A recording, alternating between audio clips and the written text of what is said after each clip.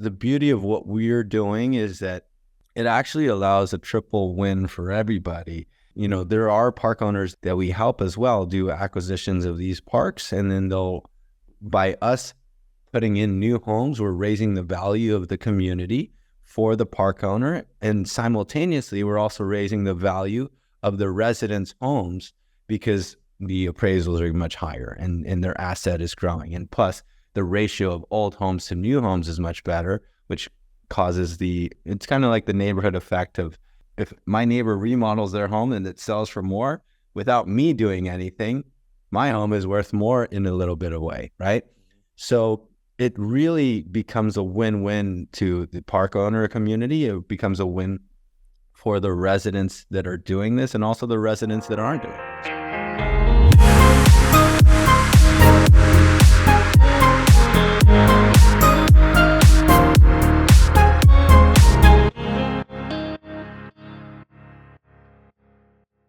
Hello, the Real Estate Law Podcast here with another episode. Jason Muth and attorney broker Rory Gill.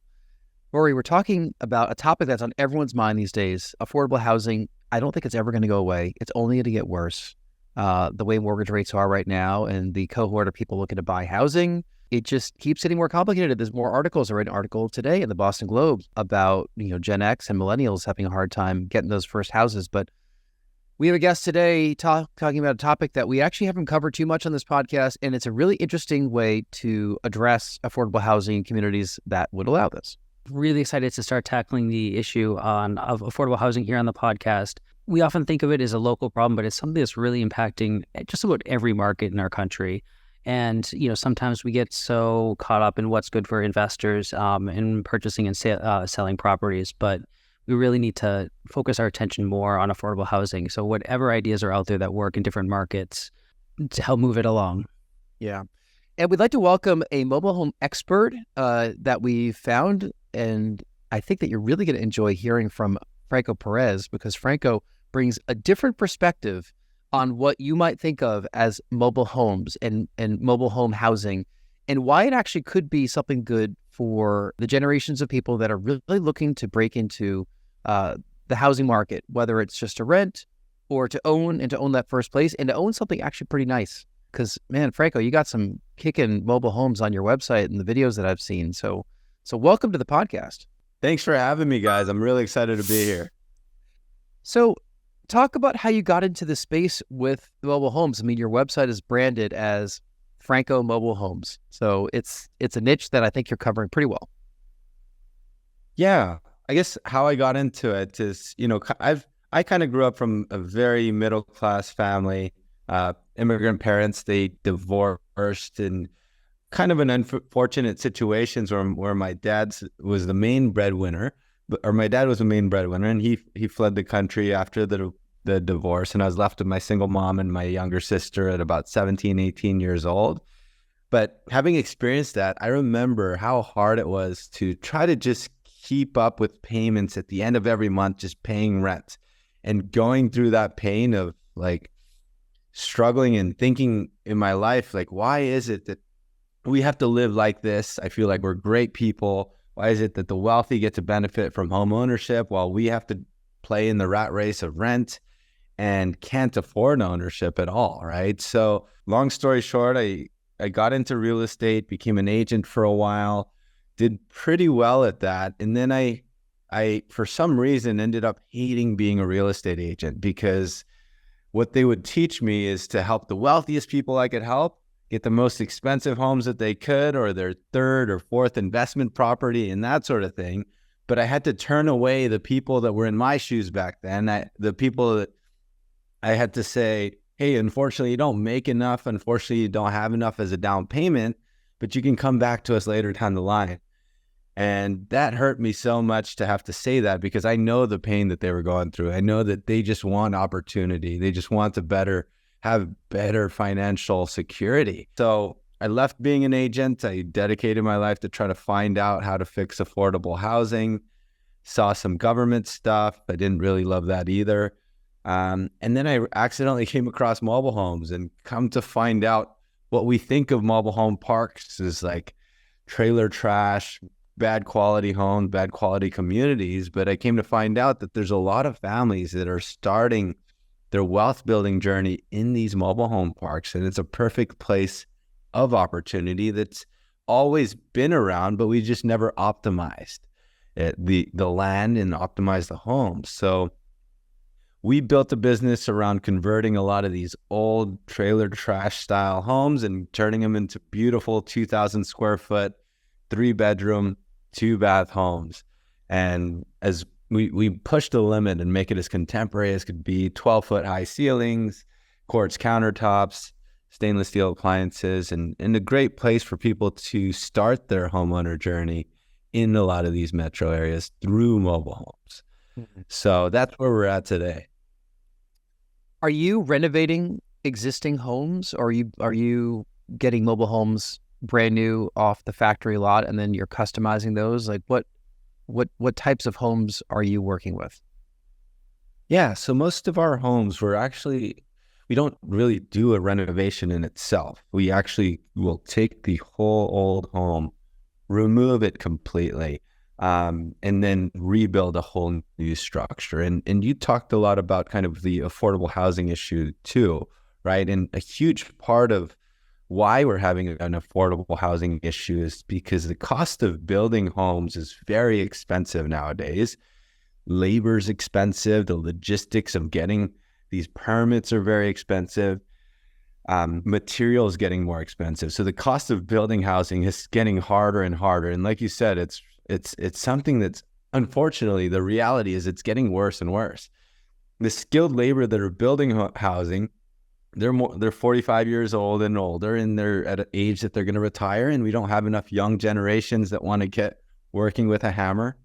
And the way that there's this big analogy I want to bring up, because if you think about it, cars were originally built for the rich and wealthy, and it was only until we started building these cars in a factory on an assembly line that we were able to make this accessible and affordable for everybody, right? And that's exactly what we're doing with homes now. With these mobile homes, we are building them out of this factory on an assembly line in a streamlined fashion, keeping the effectiveness of the material, the efficiency of the labor, and at the end result of the production line, we have a much more affordable and quality home that will go into these parks and communities, right? And it's such a beautiful thing that's a necessity for us to be able to drastically cut the cost of housing and cut the cost of how we build homes.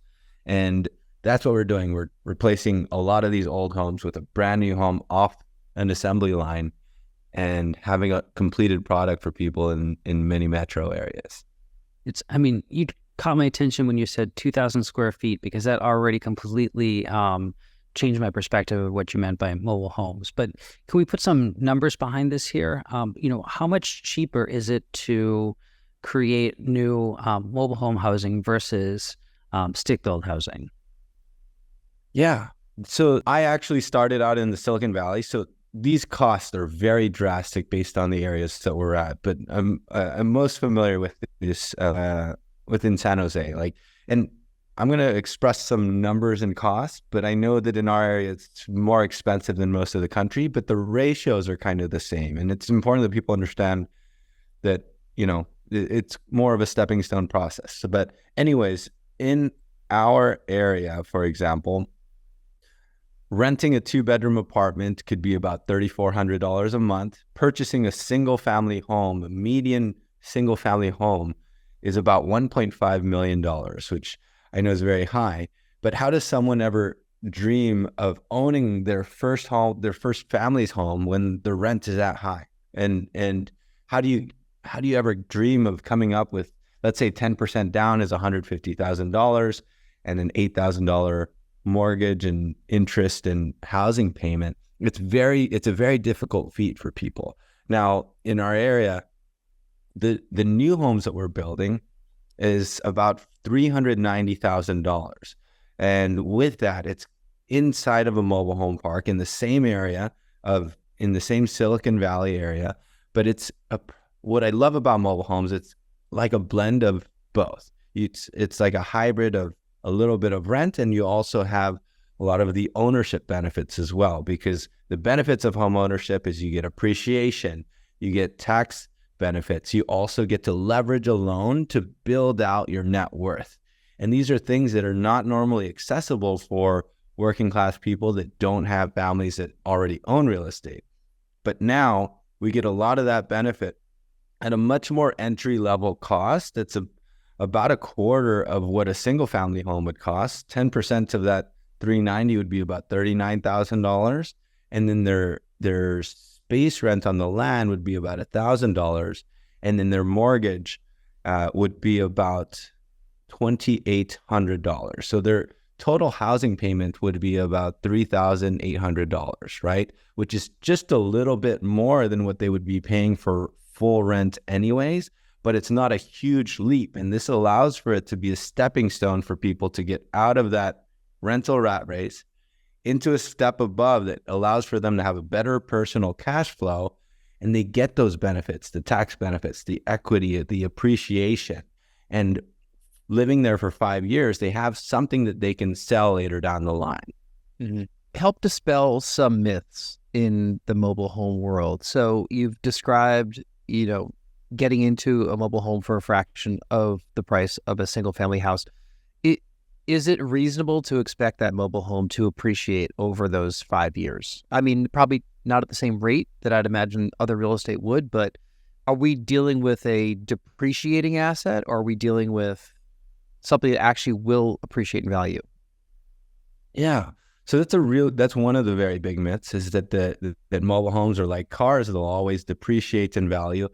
Now, I want to express that the nature of any investment depends on its area, depends on the market that it's in, right? So usually with our product, and where it makes sense, is it in these high population, high dense areas.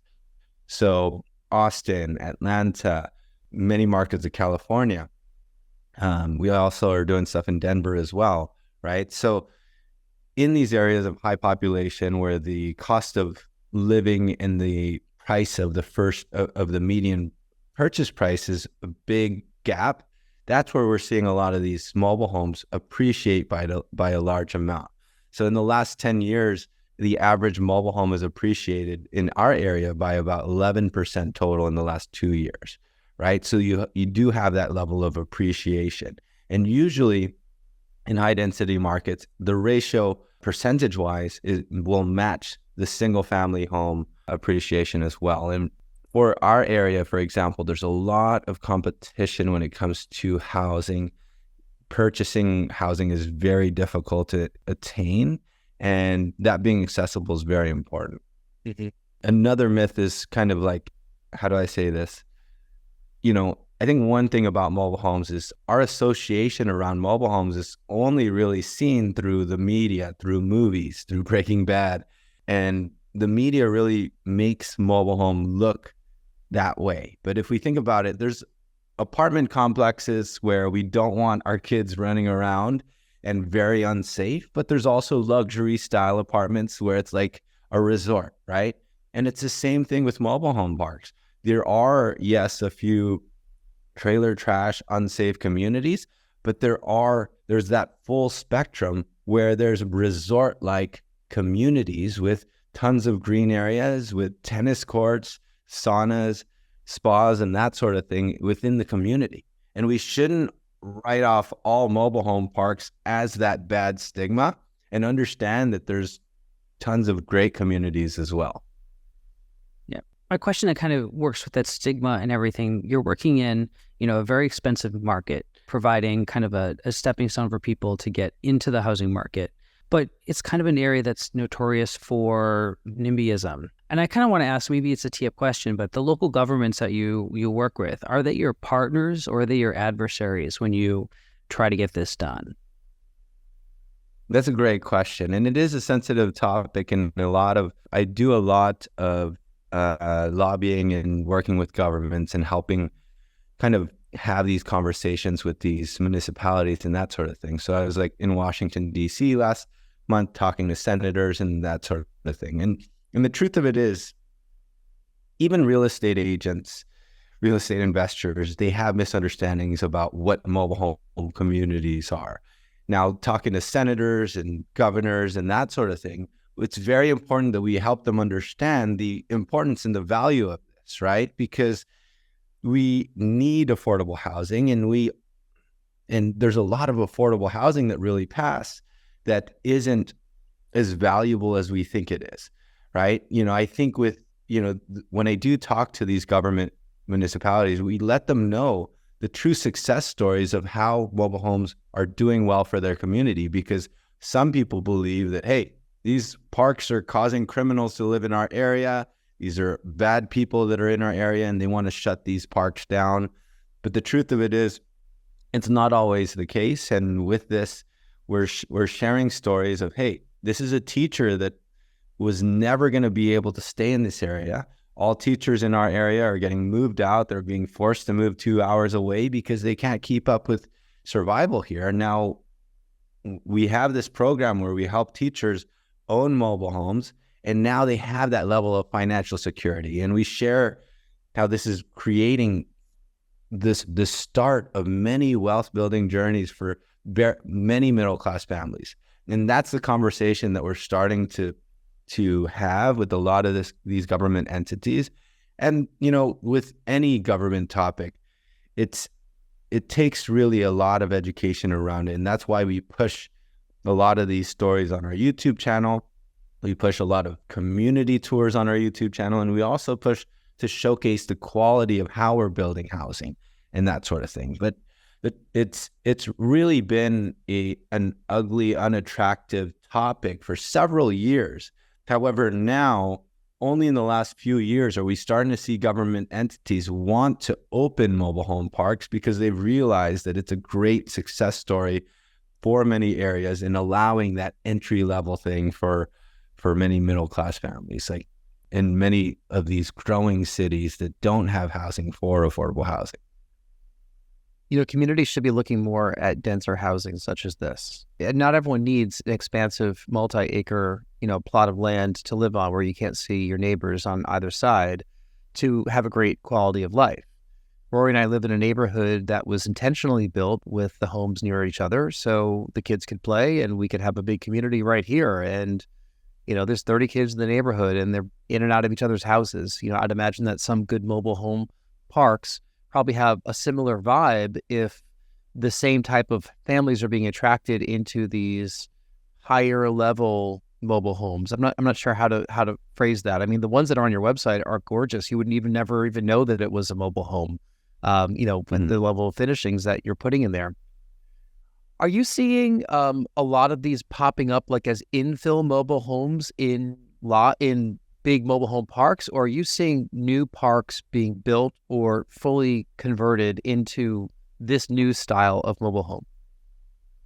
Yeah. So the first part of what you said, it really is a beautiful lifestyle in these communities, and you see the joy in the families. And one thing I want to bring up too is that every resident that's owning one of these homes is an owner of their home, right? So they have to be that has to be their primary residence, which means that they're not competing with somebody that's going to be renting this out and that sort of thing. And that alone allows a sense of community. And like you said, their kids meet other neighbors, and they actually are incentivized to keep their community great. And they're also incentivized to have, and you'll see the beauty of it. They'll have Thanksgiving events, Christmas events to gather their kids. And also, if the other alternative is apartment housing, you don't have to worry about your neighbors, people living above you and below you. And I have a lot of complaints of people having trouble raising kids in an apartment complex where they'd rather have them live in these communities and have a place to play and that sort of thing. And the second part of your question was the opening of parks and that sort of thing. And yes, so we do a lot of consulting work for park entities and government entities. And I'll put an example here. There's Tesla built this huge gigafactory east of Reno in this market that doesn't have housing. There's just a ton of jobs that spiked up, that sort of thing. And it became the best use and the best way for them to build housing is through our factories, through mobile home building, and that sort of thing. So now there's 2 entities we're working with to open a park there and then build a ton of homes at a fast scale, right? And that's a perfect use case. And then I have another good friend that's building a community in Montana as well, where housing prices are very, very difficult and they're raising at a fast rate. And we are starting to see that become a trend because, like you discussed, affordable housing, for some weird reason, we all know it's a big, big problem, but it's not as expressed as a huge problem in the news. People don't realize how difficult it is now. And if we don't change the way we see housing now, unfortunately, this wealth gap of separation is getting worse and worse. You know, the true freedom, the real freedom now, I feel, is financial freedom. And home ownership and real estate is a big, big part of that. But unfortunately, real estate is getting more and more unattainable by the middle class and low income families every single year. And we have to change the way that happens. And part of it's building affordable housing at a fast rate. When I say fast as well, is I've done real estate, single family development. I've seen it take average like 16, 18 months. And doing a replacement of these homes, of these mobile homes, used to take me 8 to 10 months. We just broke our record and just completed a full conversion of an old mobile home to a new one in less than 2.5 months. And it's insane how fast we can do this now. And, you know, and the efficiency and the cost is so much better than it used to be, or than what a regular traditional home. Most of these homeowners take title to these homes. They're subject to an ongoing limitation of how much money they can resell it for, or restrictions in use. Or once they purchase these, are they able to resell them on the open market at full rate? Yeah. So basically, you're talking about the homeowner themselves, right? Yeah. You know, we see in our market, there's a lot of the affordable housing is kind of artificial in the sense that you build a project, you designate a couple units as affordable, and what makes them affordable is a deed restriction that follows that house forever and ever. Is that the model that you're working with here, or is this a more free market way for people to find affordable housing? It's more of the second. So it's really much like a natural economic model that works for those parties, right? One of the only kind of restriction is making sure that and it's a great restriction, if you ask me, is that this is their primary residence, right? And so that means that one homeowner that's a family can sell this on the open market, the best value that they can, but the purchaser has to also have this as their primary residence as well, right? So that being said, it's a transfer of that home to another family that might need it. And that family that sells now has an asset and equity that they can maybe upgrade their life to purchasing a townhouse, purchasing a single family home, where before they weren't able to afford it. Mm-hmm. What are your thoughts on mobile home parks? Are a hot commodity in the real estate investing world. You know, people want to get their hands on them. You know, there's offers out there for finder's fees, you know, if you find one for sale that you can close on.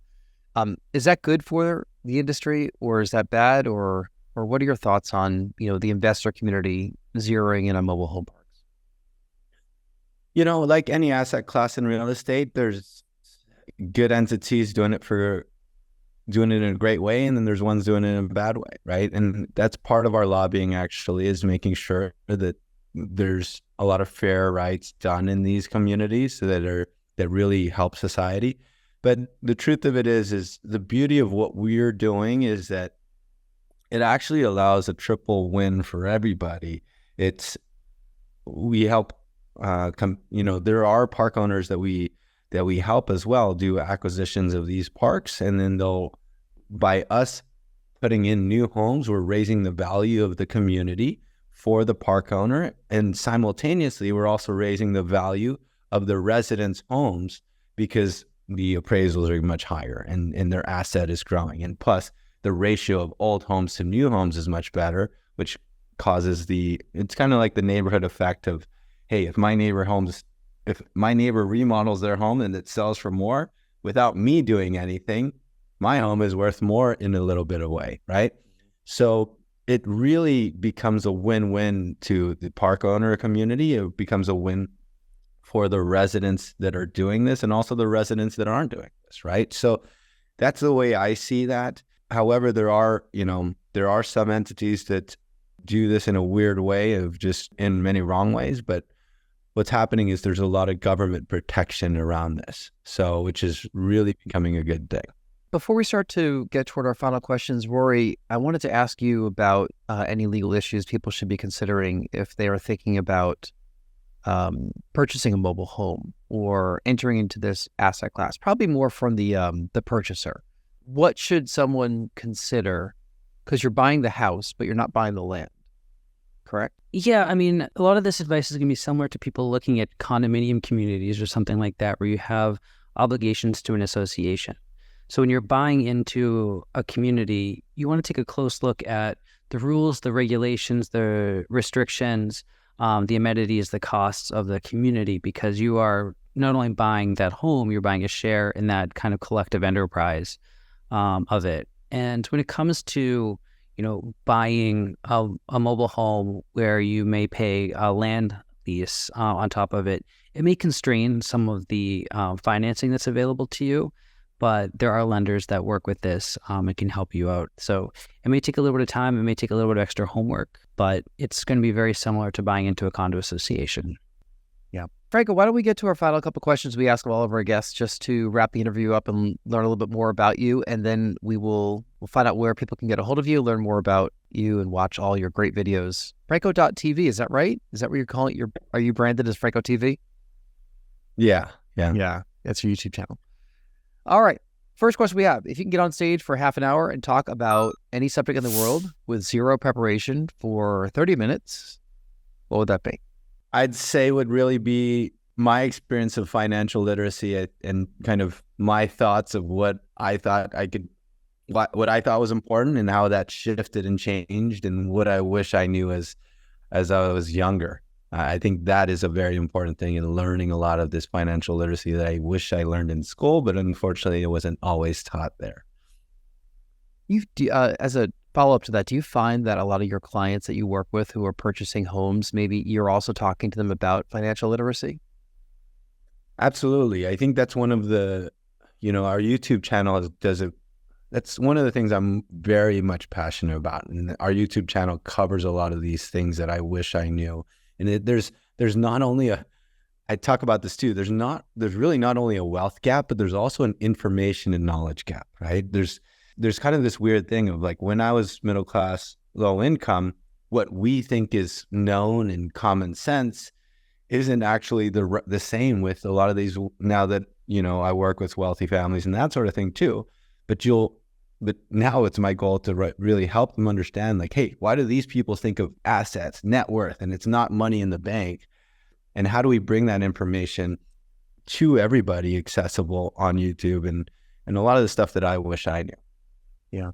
The information that's out there, you have to just make sure it's from a trusted source, but there's so much great info out there that we don't learn in school. And it's people like yourself who are doing the educating. And, we've certainly gotten a lot of an education over the past, I'd say 5-10 years in our world, in the real estate investing world, that we never would have gotten from school. So, it's great that you're doing this. And I think that, peers of yours are probably going to learn a lot more from you than their teachers if they're going to talk about financial literacy. Second question. Tell us something that happened early in your life or career that impacts the way that you're working today. I think it's that I mentioned. I think, what's weird enough is that this phase that was the hardest point of my life, like literal depression and not knowing what to do, and just even borrowing money from friends and family just so that I could pay that rent. They were the hardest years of my life. But come to find out, if I didn't go through that, I wouldn't be as motivated as I am to want to just help somebody that are in those shoes today.